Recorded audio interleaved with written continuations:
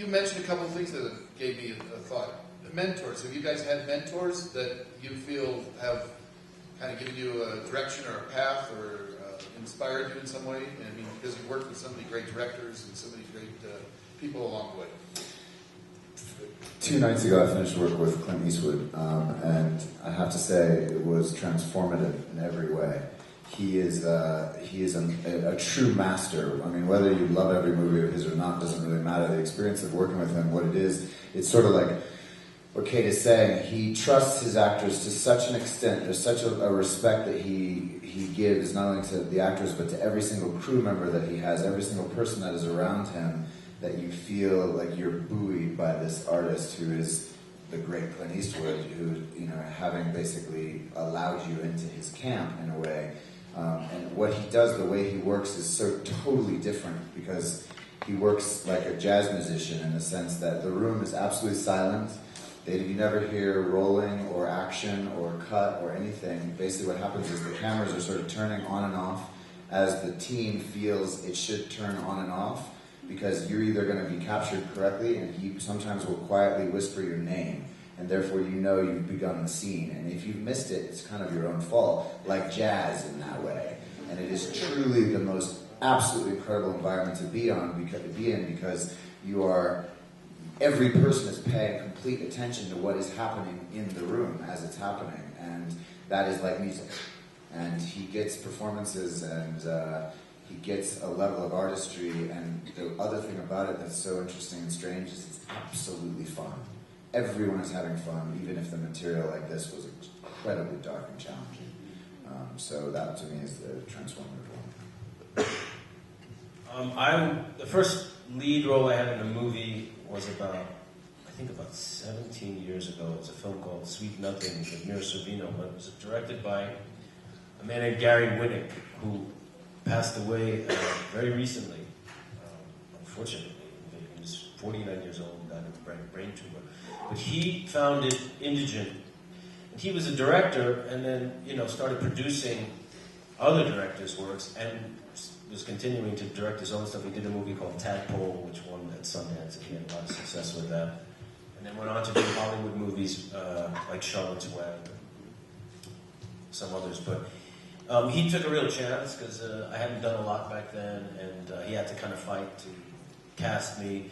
And just the way he included me in the creative process, and the faith that he put in me to help him do rewrites on the script and kind of tailor it to us, and improvisation, and the way we did research together. It was he really embodied the spirit of independent filmmaking and generosity of someone who's a director and then wants to produce other directors' work. Really, you know, he was a great spirit in independent film, and I think we all suffered his loss. And I was really grateful to work with him, fortunate.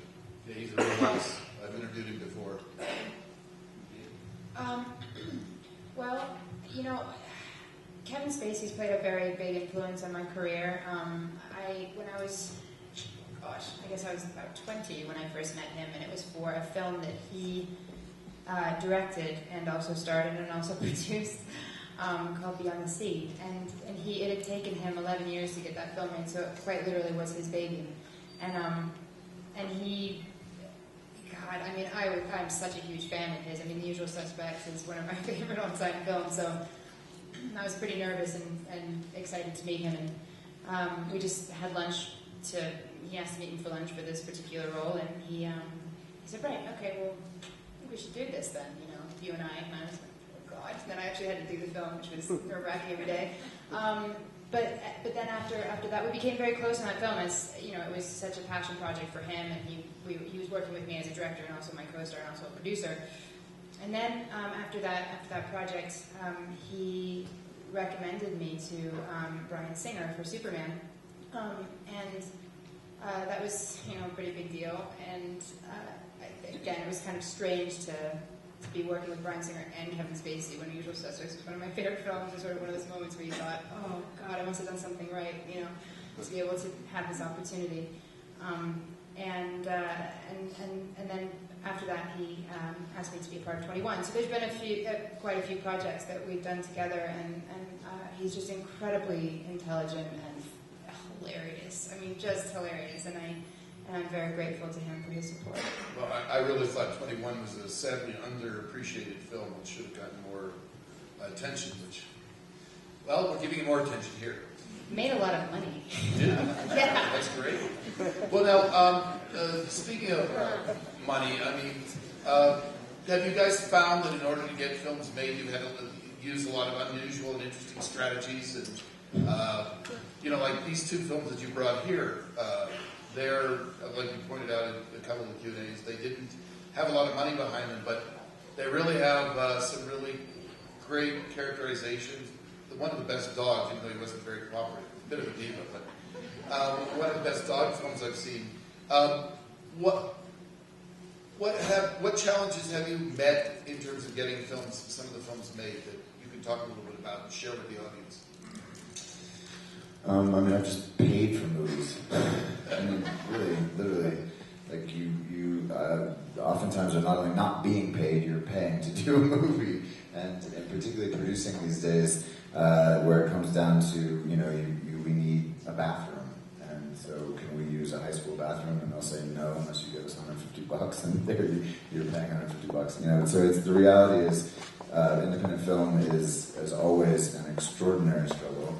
And particularly more these days than I think ever before. In terms of actual, I don't have specific stories other than that's just the way it is, and that's, I think, sometimes the joy of it is, how do you figure this out? How do you make this work? And particularly something like Daydream Nation. There are shots in that movie I could point out where we don't have the other side of the coverage because we ran out of film. So I was honestly just heartbroken during the making of that film, because I thought there's no way it can be put together, and it was put together, I think, quite beautifully too. So, but it is always an astonishing struggle, even with huge people on board these days. It really doesn't matter anymore. And with your film, you had, I'm sure, many challenges. It's such an unusual film. Oddly enough, making it was the easy part. It was harder to get it out and get it shown.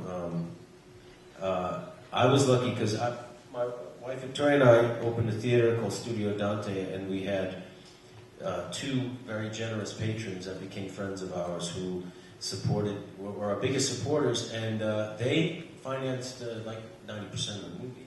So they were the first people I went to.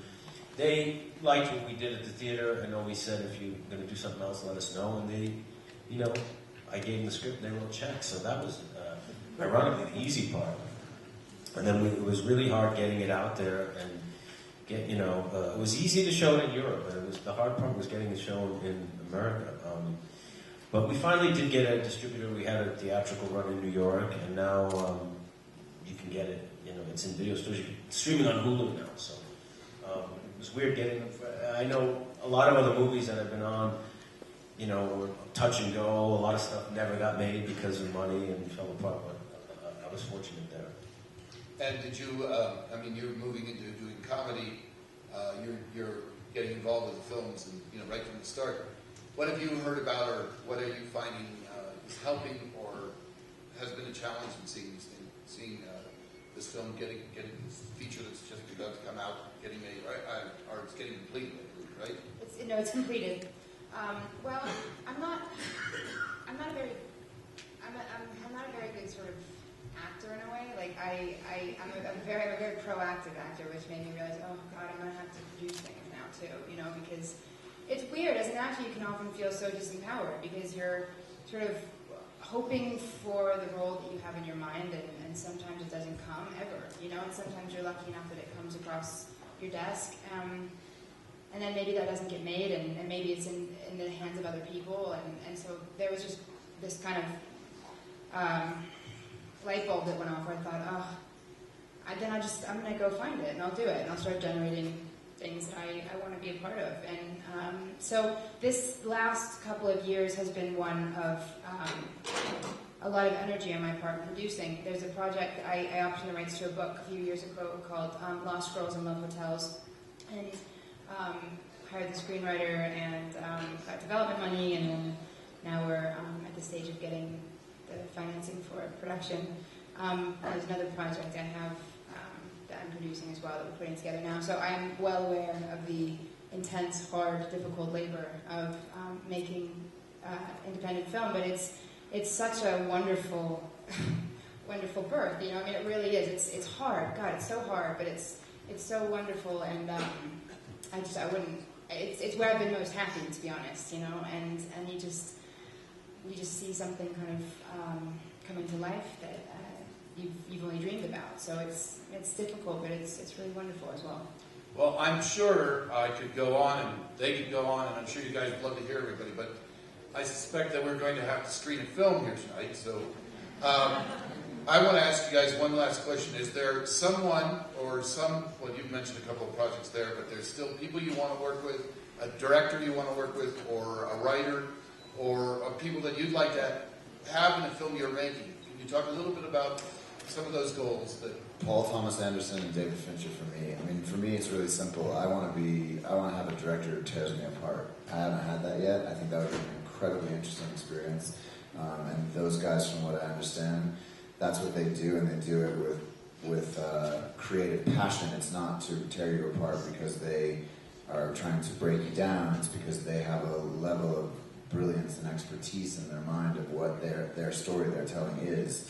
And I don't, to me, if you are Paul Thomas Anderson and have the ability to take an actor like Daniel Day-Lewis and even go hard at him, as brilliant as he is, or do what I think Fincher did with The Social Network, that's just art, to me. So I'd love to work with Emil Kusturica. I think he's done what he's put on film are some things that are just out of this world, and I would love to work with him. I think he's fascinating. And you make your own music as well, right? So he makes his own music. You can jam. That's You guys can I think he's actually quit directing to just do music. He's got a big band he tours all over. Yeah, maybe you can join the band. Should We'll put the word out here so he'll do a little pickup work. hopefully he'll make more movies. If you When haven't he seen does it, Costa Rica, yeah, Underground in particular is... Time of the Gypsies. And there's so many people I want to work with, but I'd love to work with Sam Mendes. I'd love to work with Kerry Fukunaga. I think he's an up-and-coming talent that is just going to be one to watch for sure. And he's, yeah. Jane Eyre, right? Jane Eyre, and yeah, absolutely. And Sin Nombre. And Sin Nombre is a wonderful film. Yeah. Well, I didn't see anybody giving me a get off the stage sign, but I feel that they're probably feeling like they want to get off the stage. So I don't want to burn them out. So anyhow, why don't you thank everybody here? Thank you all very much.